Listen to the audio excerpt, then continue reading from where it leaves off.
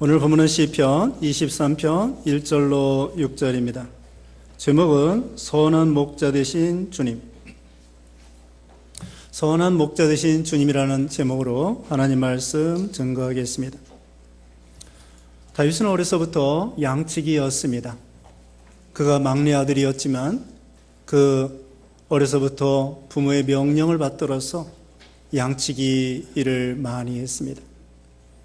그래서 심지어는 양치기 할 때에 소나 양치기 할 때에 사자나 곰이 와서 그 양을 해치려고 하면은 이 다윗이 찾아가서는 그 이 사이에 있는 양들을 건져내고 이렇게 충성스럽게 양치기를 했던 것입니다.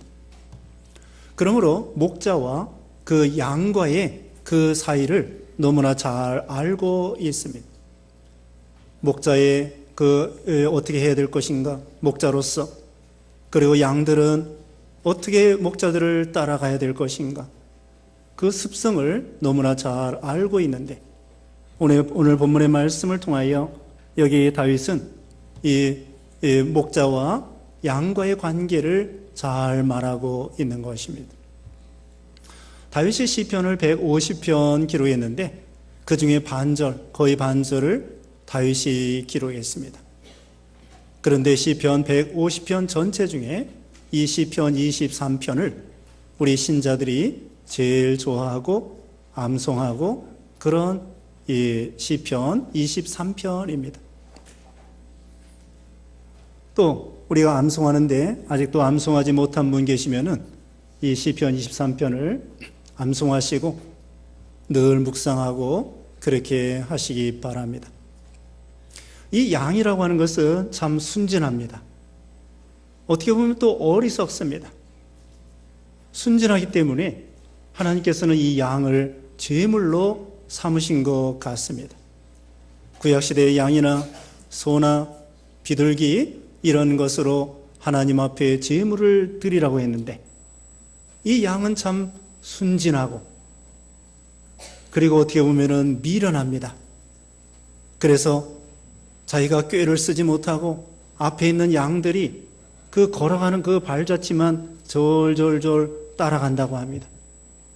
그래서 앞에 있는 양들이 구렁텅이에 빠졌다가 올라가면은 뒤에 있는 양들도 또 구렁텅이에 빠졌다 올라가고 또 뒤에 있는 양들도 구렁텅이에 빠졌다 올라가고 꾀를 쓰지 못해요.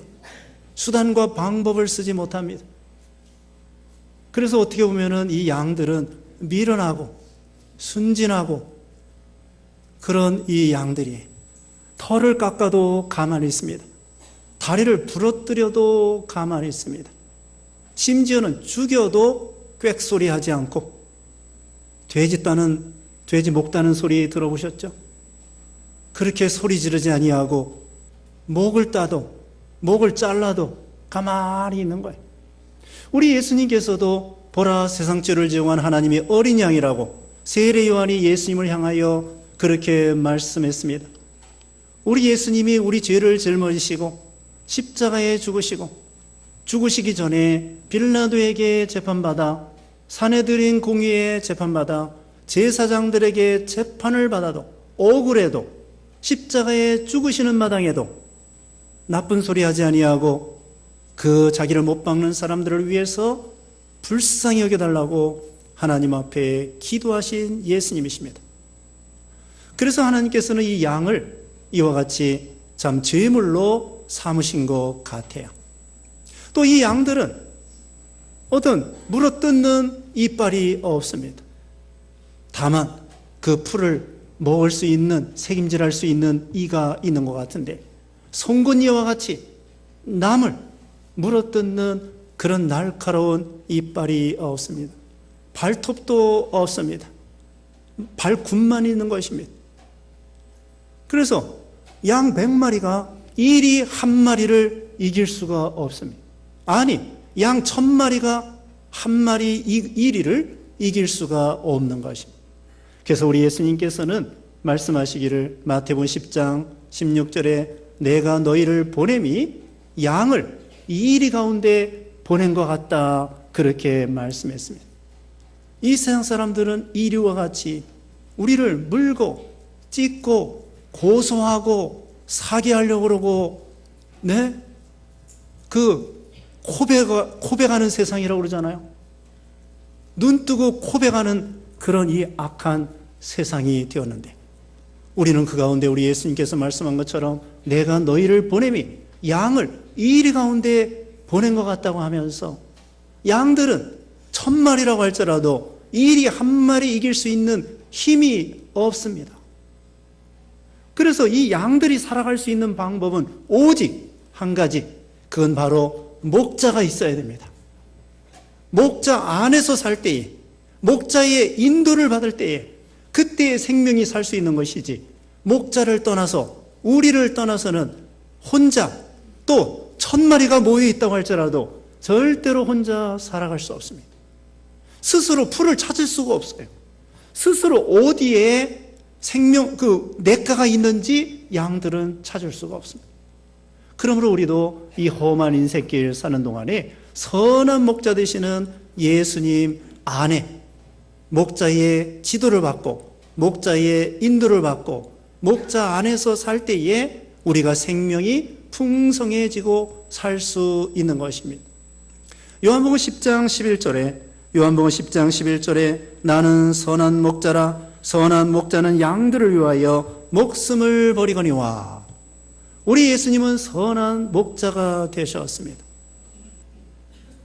이리들이 올 때에 아까 다윗이 목숨 내놓고 그 사자의 입에 들어있는 그 양을 건져낸 것처럼, 우리 예수님은 선한 목자로서 마귀의 종노릇하고 우리가 죄악의 종노릇하고 사망의 종노릇하는 우리 인생들을 예수님이 대신 죄를 짊어지시고 십자가에 죽으셨다가 살아나 주신 거예요. 우리에게 구원을 주시고 생명을 주시고 영생을 주신 분이 우리 예수님이십니다. 그래서 예수님은 선한 목자가 되시는 거예요. 여기 이제 오늘 본문 첫째로는 우리 하나님께서 목자로서 우리 양들을 인도해 주신다는 것입니다. 그래서 첫째로 말씀드릴 것은 인도하시는 주님, 1절로 3절. 두 번째로는 4절에 보호해 주시는 우리 하나님이십니다.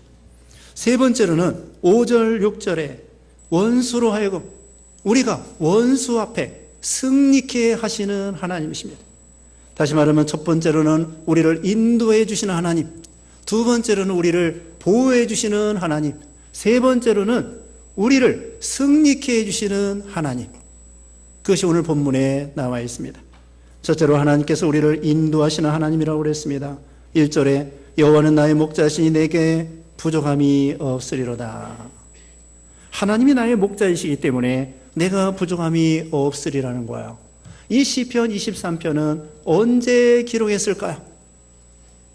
시편 23편은 다윗이 목자였을 때 기록했을까요? 아니면은 다윗이 어떤 주석에 보면은 자기 아들 압살롬의 반역을 피해서 도망갈 때 이 시편을 기록했다는 말도 있습니다. 또 어떤 사람은 이 시편, 이것이 그 다윗이 말년에 모든 면에 평안할 때 그때 이 시편 23편을 기록했다는 말도 있습니다. 어쨌든 대부분의 학자들은 이 시편 23편이 왕이 된 다음에 기록했다는 것입니다. 그러면 다윗이 자기가 왕이 되었기 때문에 내가 부족함이 없다, 이런 말씀이 아닙니다. 다윗은 자기가 모든 것이 세상적으로 모든 것이 구비되어 있는 왕, 부경화가 있습니다, 권세가 있습니다, 신하들이 많습니다, 땅도 내 것입니다, 권세가 있습니다, 모든 것을 갖추어진 왕이기 때문에 내가 부족함이 없다, 아닙니다. 왜 다윗은 부족함이 없다는 거예요? 하나님이 자기의 목자가 되시기 때문에. 이것이 다윗의 믿음입니다. 우리가요, 사람은요 영혼이 있습니다. 짐승들은요 영혼이 없기 때문에 그냥 먹고 자고 싸고 그렇게 하면 살아가는 거예요. 그러나 우리 사람은 영혼이 있기 때문에 하나님을 만나기 전에는 참된 행복과 만족과 생명을 누릴 수 없다는 것입니다. 그래서 어거스틴은 그렇게 말했습니다. 어거스틴은 주님은 손수 우리를 만드셨습니다. 당신 안에서 안식하기 전까지 우리들의 마음은 그 어떤 안식도 진정으로 느낄 수 없습니다. 하나님은 우리를 창조했기 때문에, 우리는 영혼이 있기 때문에 참된 마음이 하나님 안에서 참된 안식을 누릴 수 있다는 것이지, 세상에 아무리 많은 것 갖다 줘도 하나님 없이는 만족이 없다는 것입니다. 자, 갓난아이들도 그렇습니다. 뭐 좋은 장난감, 자, 갓난아이들에게 집 한 채 주면 좋을까요? 벤츠 자동차 하나 주면 좋아할까요? 아닙니다. 갓난아이 젖먹이들은요, 엄마 한 분 있으면 다 끝내주는 거야. 엄마 한 분 있으면 진자리, 마른 자리, 먹을 거, 입을 거, 뭐 그냥 울기만 하면 엄마가 다 알아가지고 병원에도 데려다주고 먹을 거 주고 진자리, 마른 자리 다 갈아주고, 아이들에게 뭐가 있으면 돼요? 누가 있으면 돼요? 엄마가 있으면 됩니다. 엄마 없이 별거 다 갖다 줘도 아이는 만족이 없어요. 그와 같습니다. 우리 사람은, 우리 예수 믿는 신자들은 하나님 없이는 참된 만족과 생명과 행복이 없다는 것을 보여주는 거예요. 그래서 다윗은 자기가 왕 됐기 때문에 만족감이 있다는 것이 아니라, 우리 만군의 여호와 하나님, 우리의 창조주 하나님, 살아계신 하나님, 우리의 구원의 하나님, 우리를 인도해 주신 하나님, 목자가 되신 하나님, 그 하나님을 목자로 삼고 나가기 때문에 다윗은 아무 부족함이 없다는 것입니다. 그 다음에는 2절 말씀에 그가 나를 푸른 풀밭에 누이시며 쉴 만한 물가로 인도하시는도다. 아까 말씀한 것처럼 양들은요, 스스로 풀을 찾아갈 수 없어요. 여기 풀이 떨어지면 끝장이에요. 그 자리에 풀이 떨어지면 끝장이에요. 그 자리에 물이 떨어지면 끝장이에요. 스스로 어디 가야 풀이 있을지, 어디 가야 물이 있을지 모르는 게 이 양들이라고요. 근데 우리 하나님께서는 여기 보면은 우리를 양으로 삼으시고 푸른 풀밭, 맑은 시냇물, 쉴 만한 물가로 인도해 주신다는 것입니다. 자, 푸른 풀밭은 무엇일까요? 이것은 바로 생명의 진리의 말씀을 가리키는 것입니다.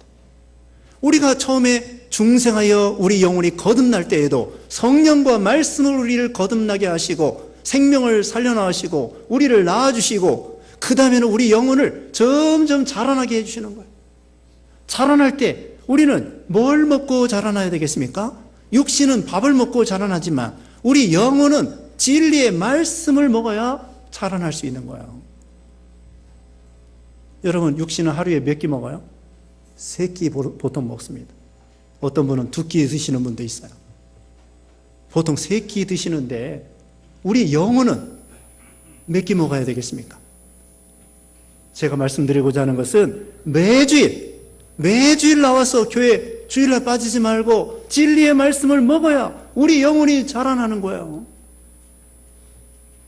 주일 한 번 빠지면요, 13일 동안 교회 못 나오는 거야. 주일 한 번 빠지면은 월요일부터 그 다음 토요일까지 13일 동안 교회 못 나오는 거야. 우리는 주일 빠지지 말고 매주일 와서 진리의 말씀을 듣고 그 말씀에 따라서, 그게 바로 푸른 초장, 맑은 시냇물, 우리 영혼이 점점 자라나는 거예요. 그리고 우리 예수님께서는 요한복음 6장 48절에 내가 곧 생명의 빵이니라. 예수님의 몸이 생명의 빵이라고 그랬습니다. 인자의 살과 피를 먹지 아니하면은 너희들이 나와 상관이 없다, 너희 생명이 없다 그랬습니다. 예수님을 믿는 것이, 예수님이 나를 위해서 몸버려 피 흘려주신 것을 믿는 것이 예수님의 살과 피를 먹고 마시는 거예요. 그래서 예수님을 믿음으로 우리 생명이 살아가는 것입니다. 그 다음에는 여기 보면은 쉴 만한 물가로 인도하신다고 했습니다. 이건 생명수입니다. 생명수, 생명의 역사, 생명이 풍성해지고 목마른 자들을 여기 인생들은 다 목마른 자들이라고 했습니다. 이사야 55장 1절에 너희 목마른 자들아 다 내게로 오너라. 내게 와서 포도주와 젖을 값없이 사안 먹어라. 요한복음 4장 14절에 이 물을 먹는 자마다 다시 목마르지만 내가 주는 물을 먹는 자는 영원히 목마르지 아니하리라.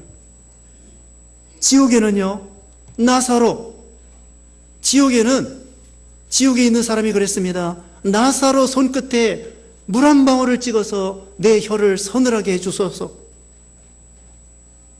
그때 아브라함이 들어줄 수가 없다고 했습니다. 그러나 천국은 생명수가 강같이 흘러가는 것입니다. 물 한 방울이 아니라 생명수가 강같이 흘러가서 생명이 풍성해지고 말 그대로 천년 만년이 아니라 영생의 생명을, 하나님의 생명과 같이. 여기 마지막 절 뭐라고 했어요? 6절 말씀에 내 평생의 선하심과 인자하심이 반드시 나를 따르리니 내가 여호와의 집에 영원히 살리로다. 영생입니다. 천년 만년이 아닙니다. 영생입니다. 우리 목마른 인생들에게 우리 예수님께서 생명수를 먹여주시는 거예요. 주님 안에서 참된 만족과 쉴 만한 물가라고 했습니다. 이 세상이 얼마나 피곤한 세상입니까? 여기 보면은 영혼을 소생시키시고 3절에 그랬는데 시들은 영혼들 피곤합니다. 학생들은 공부하느라고 피곤하고 어른들은 돈 버느라고 피곤하고 나이 든 사람들은 아파서 쩔쩔쩔 아이고 그러면서 아파서 또 피곤하고 우리 인생들은 다 피곤한 거예요.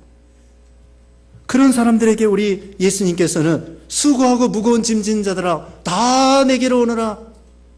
주님 안에서 참된 쉼이 있다고 하는 거예요. 우리가 세상에서 피곤하게 살다가 주일날 하나님 앞에 나와서 예배드리면서 영혼을 쉬는 것입니다. 육신도 쉬는 것입니다.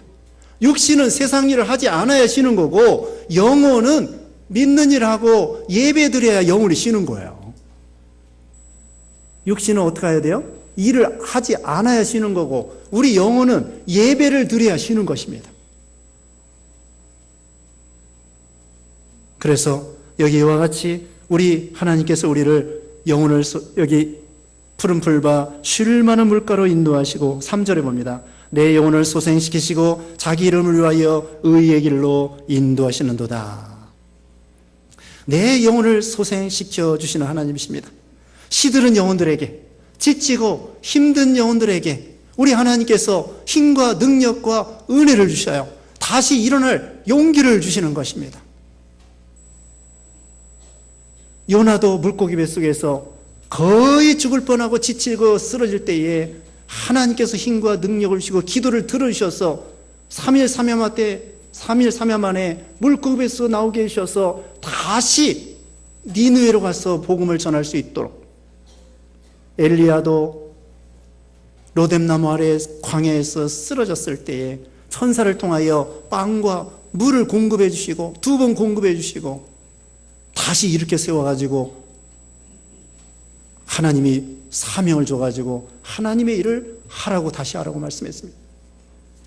그러므로 우리가 이 지치고 시들은 우리 영혼을 하나님의 말씀과 성령의 은혜로 예배드리면서 영혼이 다시 소생시키고 소생하고 살아나는 거예요. 그 다음에 4절입니다. 내가 사망의 음침한 골짜기로 다닐지라도 해를 두려워하지 않을 것은 주께서 나와 함께 하심이라. 주의 지팡이와 막대기가 나를 안위하시나이다. 다윗도요 사망의 음침한 골짜기를 다닐 때가 많았습니다. 젊었을 때에는 사울왕이 그렇게 따라다니면서 다윗을 죽이려고 했고요, 여러 번 죽을 뻔했습니다. 또 전쟁에 나가서 수없이 죽을 뻔했습니다. 그리고 심지어는 아까 말씀한 것처럼 자기 아들 압살롬이 반역해가지고 다윗을 죽이려고 했습니다. 이거 얼마나 기가 막힌 일입니까? 시편 40편 2절에 그렇게 말씀했습니다. 여기 뒤에 찾아보겠습니다. 시편 40편 2절에 나를 기가 막힐 웅덩이와 수렁에서 끌어올리시고 내 발을 반석 위에 두사 내 걸음을 견고하게 하셨도다. 기가 막힐 웅덩이와 수렁에서 건져서 반석 위에 세워주시는 거야. 수렁 알지요? 한 발 빼려고 하면 다른 발이 들어가고, 다른 발 빼려면 또 한 발이 들어가고, 이러지도 못하고 저러지도 못하고, 이제는 죽게 생겼을 때에 하나님의 은혜 가운데에 수렁에서도 건져주시고, 오늘 본문에 사망의 음침한 골짜기, 바울도 그랬습니다. 고린도후서 1장에 보면은 사형 선고를 받은 것만큼, 살 소망이 끊어진 것만큼 이제는 난 다 죽었다, 끝장이다, 그렇게 생각할 때에 여기 오늘 본문의 말씀에 해를 두려워하지 않을 것은 주께서 나와 함께 하심이라. 임마누엘 하나님이십니다. 이사야 41장 10절에 두려워하지 말라, 내가 너와 함께함이라. 놀라지 말라, 나는 내 하나님이 됨이니라. 내가 의로운 오른손으로 너를 붙들어 주리라고 했습니다. 두려워하지 말라. 여러분, 사망의 음침한 골짜기 다닌다고 할지라도 두려워하지 마세요. 우리가 양들은요, 사자나 곰을 만나면 두려워하게 돼요. 저기 고양이 앞에 쥐 있잖아요. 고양이가 빠릅니까? 쥐가 빠릅니까? 고양이가 빠르겠죠. 근데 쥐도요, 보통 빠른 게 아니에요. 그런데 왜 고양이 앞에서 쥐가 꼼짝 못 하느냐?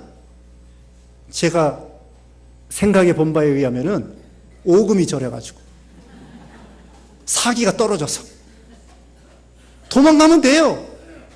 그런데 걸음이 안 떨어져, 기가 죽어서. 그래서 쥐도 보통 빠른 게 아니에요. 도망가면 돼. 그런데 벌벌 떨려가지고 이 걸음이 안 떨어지는 거예요.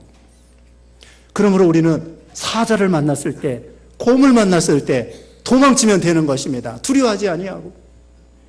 이리들을 만났을 때, 우리 예수님께서 그랬잖아요. 양을 이리 가운데 보낸 것 같다. 그때 이리를 두려워하면 안 돼요. 원수를 두려워하면 안 돼요. 왜? 나는 하나님이 함께한다. 사냥개가 이기겠습니까? 사자가 이기겠습니까? 사냥개가 이기겠습니까? 호랑이가 이기겠습니까? 호랑이가 이기죠. 근데 사냥개들이요, 겁 없이 호랑이를 앞에 대드는 거야. 왜 그래요? 뒤에 자기의 주인, 보수가 있단 말이에요. 그래서 자기 주인이, 보수가 백발백중이기 때문에 아무리 그 큰 곰이나 호랑이가 온다고 할지라도 우리 주인이 있는 한은 저거 아무것도 아니다. 그래서 겁 없이 사냥개가 호랑이 앞에서도 막 대들고 짖는 거예요. 우리도 마찬가지입니다. 이리 앞에서도, 사자 앞에서도, 곰 앞에서도 그런 사자 같은 사람이 있다고 할지라도, 우리를 물어뜯는 사람이 있다고 할지라도 우리 배후에는 하나님이 함께 하신다. 그걸 믿으면 담대하게 도망가면 되는 거예요. 오금이 저려서 그렇지 도망가면 되는 거예요. 사망의 음침한 골짜기 다닐 때도 있습니다. 여러분 나이 드시도록까지 죽을 고비를 여러 번 넘겼을 것입니다. 네? 어떤 사람은 교통사고 당해서 죽을 뻔했습니다. 어떤 사람은 연탄가스 마시고, 요새는 연탄가스 없지만은 연탄가스 마시고 죽을 뻔한 사람도 있습니다. 등산 갔다가 미끄러져 가지고 떨어졌는데 하나님의 은혜로 산 사람도 있습니다. 어떤 사람은 죽을 병에 걸렸더랬는데 하나님의 은혜로 살려주신 일도 있습니다. 이와 같이 우리가 인생 살다 보면은 또 내가 아니라 내 남편이나 내 아내나 내 자식이나 죽을 뻔했는데 하나님의 은혜로 살려준 일이 종종 있는 것입니다. 하나님이 살려주셔서 우리가 여기까지 살아온 거예요. 그래서 이와 같이 사망의 음침한 골짜기로 다닌다고 할지라도 다 죽는 게 아니에요. 전쟁을 만났어도 다 죽는 것이 아닙니다. 하나님이 함께 하실 때에 살 수 있다는 거고, 그러므로 우리는 두려워하지 않는 거야. 하나님의 주권을 믿고 능력을 믿고 두려워할 것이 없습니다. 죽고 사는 것이 우리 하나님께 달린 거예요. 풍랑이 우리를 죽이는 것이 아니라 우리 하나님은 풍랑을 잔잔케도 하고 풍랑을 일으키기도 하고 요나를 물고기 뱃속에 들어가기도 하고 요나가 살 줄 알았겠습니까? 3일 3일 동안 물고기 뱃속에 있었는데 근데 거기서 살아나왔습니다. 어떤 사람은 탄광에서 있죠. 탄광해가지고 깽이 무너졌어요. 전에 페루에선가 칠레에선가 거기 탄광에서 50며칠 있었다가 살아나왔어요. 우리나라에도 예전에 탄광 무너졌을 때에 뭐 14일인가 얼마 만에 살아나온 사람이 있어요. 자, 그러면은 여기 4절 끝에 주의 지팡이와 막대기가 나를 안위하시나이다. 하나님의 지팡이와 막대기로 우리를 인도하기도 하시고 우리를 건져주기도 하시고 때로는 우리를 때리기도 하시고 다른 길로 걸어가면은 막대기로 가지 말라고 막으시기도 하시고 때로는 원수가 쳐들어올 때에 이 막대기로 원수를 때리시고 물리쳐 주기도 하시고 이거 하는 거예요. 우리 하나님의 지팡이와 막대기를 가지고 다시 말씀드리면 우리를 인도하시며 또 우리를 보호하시며 원수를 막아주시며 때로는 우리가 잘못 나갈 때에 그리로 가지 말라고 막대기를 쳐서 우리를 바른 길로 인도하시고 여기 의의 길로 인도하신다고 거기 3절에 말씀했잖아요. 그 다음에 5절입니다. 주께서 내 원수의 목전에서 내게 상을 차려주시고 기름을 내 머리에 부으셨으니 내 잔이 넘치나이다. 승리케 해주시는 하나님이십니다. 그 강한 원수, 사자나 곰이나 이리와 같은 원수라고 할지라도 하나님이 우리를 보호하시고 원수가 굴복하고 원수 앞에서 잔치상을 차려주시는 것입니다. 여기 상이라고 하는 것은 상급이 아니고 잔치상입니다. 밥상입니다. 우리에게 승리의 밥상을 차려주시고 잔치를 베풀어 주시고 승리의 노래를 부를 수 있도록 해 주신다는 거예요. 기름으로 머리에 부어주시고 잔이 넘쳐서 풍성하게 해주시는 하나님이시라는 것입니다. 원수가 굴복할 날이 온다는 것입니다. 다니엘이 그랬습니다. 다니엘은 믿음 지키느라고 하루에 3번씩 예루살렘을 향하여 창문을 열어놓고 무릎을 꿇고 하나님께 기도했을 때에 원수들이 그 정적들이 이 다니엘을 갖다가 참소했습니다. 사자굴에 들어갔습니다. 거기에서 하나님의 은혜로 하룻밤 만에 살아났습니다. 그래서 하나님이 높아지시고 다니엘이 높아지고 그 다음에 다니엘을 참소하던 원수들은 그 사자굴에 던져졌을 때에 던져지자마자 죽임을 당하고 말았습니다. 하나님께서 다니엘 앞에 우리 믿음 지키는 성도들 앞에 원수를 굴복시키시고 성도들을 하나님이 높여주신다는 거예요. 그러므로 우리가 원수와 싸워 이기는 방법, 이리와 싸워 이기는 방법이 무엇입니까? 우리는 발톱이 없다니까요. 이빨이 없다고 하니까요. 하나님이 목자 되시는 하나님이 원수를 막아주셔야 돼요. 원수를 물리쳐 주셔야 돼요. 하나님이 해주셔야 됩니다. 그러니까 우리는 하나님께 기도해야 돼요. 하나님께 뭐라고 기도해야 될까요? 저는 원수를 콱 그렇게 기도하면 안 됩니다. 그렇게 기도하면 안 됩니다. 우리가 얼마 전에 배웠습니다. 모든 사람을 위해서 축복해줘라. 모든 사람을 위해서 기도해줘라. 그렇게 하라고 그랬지 누가 원수가 망하도록 기도하라고 절대로 하나님이 말씀하지 않았습니다. 그건 하나님의 주권에 달린 거야. 우리는 다만 하나님 우리를 지켜주시옵소서, 건져주시옵소서, 원수를 불쌍히 여겨 주시옵소서 그렇게 기도해야 됩니다. 북한의 핵무기도 하나님이 해결해 주시옵소서. 또 북한의 지도자나 우리 남한의 지도자나 미국의 지도자나 이 사람들에게 하나님께서 지혜를 주시어서 모든 면에 잘 해결될 수 있도록 하나님이 해 주시옵소서. 그렇게 기도하는 거예요. 그럼 하나님께서 알아서 우리 기도를 들어주시고 선하게 역사해 주실 것을 우리가 믿고 기도하는 것입니다. 이제 끝으로 6절입니다. 내 평생의 선하심과 인자하심이 반드시 나를 따르리니 내가 여호와의 집에 영원히 살리로다. 하나님의 선하심과 인자하심, 사랑하심, 그걸 끝까지 신뢰하는 것입니다. 이게 다윗의 믿음입니다. 우리가 편안할 때, 푸른 초장 맑은 시냇물을 당했을 때에는 하나님을 잘 믿는 것 같아요. 그러나 우리가 정말 사망의 음침한 골짜기로 다닐 때에 혹시 의심이 날 수가 있습니다. 하나님이 정말 살아계시면 왜 내가 이렇게 죽을 고에 빠졌는가? 의심할 때가 있습니다. 낙심할 때가 있습니다. 두려워할 때가 있습니다. 그러지 말라는 거예요. 다윗은 뭐예요? 하나님의 선하심, 인자하심이 반드시 나를 따르실 것이다. 예수 그리스도는 어제나 오늘이나 영원토록 동일하시게 우리를 끝까지 사랑하시고 끝까지 함께 하시고 끝까지 복을 주실 것이다. 이게 다윗의 신앙이에요. 그러면서 여기 내가 여호와의 집에 영원히 살리로다. 여호와의 집은 성전이요 성소입니다. 교회입니다. 주님 안에서 살겠다는 것입니다. 이 세상 사는 동안에도 어떤 일이 있어도 예수님 안에서 살겠습니다. 그리고 죽으면은 천국에 가서 우리 하나님과 영원히 같이 살겠습니다. 이런 소망을 가지고 믿음으로 사는 거예요. 이 세상에 있는 동안에도 우리 하나님과 같이 살겠습니다. 이제는 죽어서 천국에 가서도 우리 하나님과 영원히 같이 살겠습니다. 이런 신앙 고백입니다. 우리도 오늘 본문에 있는 말씀을 통하여 우리 하나님이 선한 목자가 되어주시어서 우리를 인도하시고 보호하시고 함께 하시는 하나님이십니다. 우리가 목자의 인도를 잘 받고 주 안에서 살고 그래서 우리가 하나님과 영원히 동거하고 동행하는 여러분 되시기를 주님의 이름으로 축원합니다. 기도하겠습니다. 거룩하신 하나님 감사합니다. 선한 목자가 되어주시어서 우리를 푸른 초장 맑은 시냇물로 인도하시고 또 원수들을 다 물리쳐 주시며 또 우리를 높여주시며 존귀케 해주시며 또 보호해 주시며 은혜 주신 은혜에 감사합니다.